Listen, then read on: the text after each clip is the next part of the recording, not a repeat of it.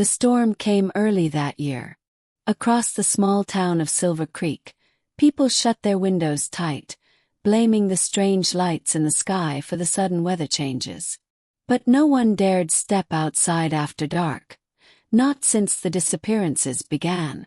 Every month, on the night the clouds pulsed faintly green, someone claimed they heard knocking. Slow, steady, and deliberate. Not at a door but at their mind. For most it was a dream. For others it was a warning. But for one woman it was a mission. Chapter 1. The knock at the edge of town. Rain poured like shattered glass over the highway. A figure walked barefoot through it, her silver skin faintly glowing under each flash of lightning. Her cloak, made of something not of this earth, clung to her form, torn by years of travel. Her name was Elaria, and she had been searching for 3 years. She stopped at an old farmhouse, its porch light flickering weakly. Her hand trembled as she raised it to knock, 3 gentle taps that seemed to hum against the wood. An old woman opened the door. "Good heavens, child, you're drenched. You lost." Ilaria's lips quivered. Her eyes shimmered violet in the dim light. I'm looking for a boy. Human-born. But not entirely." The woman frowned, crossing her arms. "You one of them government people. I don't want trouble." "I am not from your government," Elaria said softly. "But the boy, he is my son." The woman's face hardened. "No child like that here." And before Elaria could speak again, the door slammed shut. She stood there for a long time, the rain washing away her tears, the ache in her chest growing heavier. 3 years, 300 doors, and still no one believed her. Chapter 2. The town that hated the sky. By day Elaria hid. She walked through back roads, wrapped her glowing hands in bandages, and covered her strange face beneath a hood. At night she searched. Silver Creek wasn't friendly to strangers, especially not since the incident. Years ago, a meteor had fallen near the valley. A boy had been found there, crying, alone and glowing faintly blue. He was taken by the government. Then a week later, the lab that held him burned to the ground. The boy was never seen again. Some said he died in the fire. Others whispered that the Sky Woman had taken him back. Elaria knew the truth. The boy, her son, had escaped. But the human world was vast, and humans were cruel to what they didn't understand. Chapter 3. The Mechanic. It was at a run-down gas station where she met Luke, a mechanic with tired eyes and oil-stained hands. He was fixing a truck when she approached, silent as a shadow. "Do you know," she asked quietly, "of a boy who glows when frightened?" Luke froze, the wrench slipping from his grasp. His gaze lifted slowly, scanning her face, then her eyes. "You're one of them, aren't you?" he whispered. "I am his mother," she replied. "He is all that I have left." Luke looked around nervously, then gestured for her to follow him inside. In the dim light of his workshop, he poured her a cup of coffee and leaned against the counter. 3 years ago a kid like that came by. Said he didn't know where he was from. The government was hunting him, so I helped him hide for a while. But one night he ran off.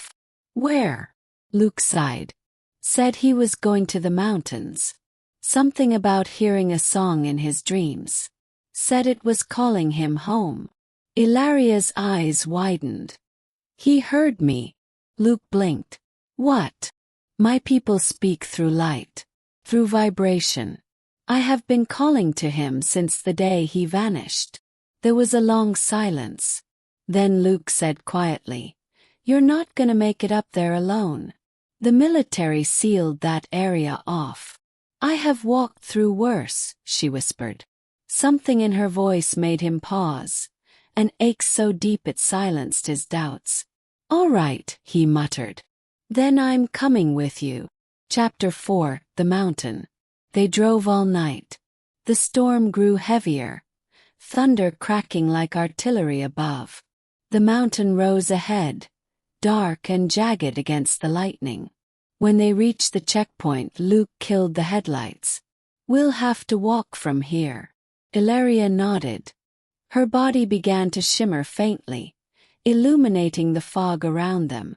Jesus, Luke whispered. You don't even need a flashlight. She smiled faintly. Your word for my kind, alien, means stranger.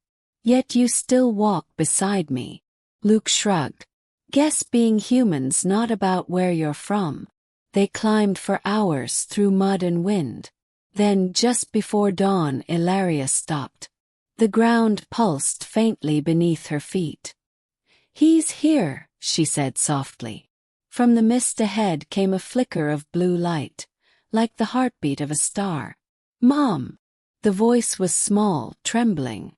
And then he appeared, a boy of 12, thin, dirty, eyes glowing faintly blue.